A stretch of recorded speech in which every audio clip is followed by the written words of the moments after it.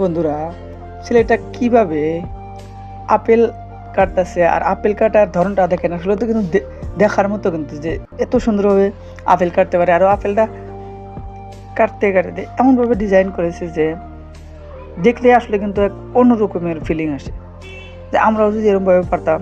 দেখেন আপনারা এরকমভাবে অ্যাপেল কেটে কিভাবে তারা একটা সুন্দর রূপ দিতেছে। দেখেন, আপনারা দেখেন, দেখলেই বুঝবেন। পুরো ভিডিওটা দেখেন।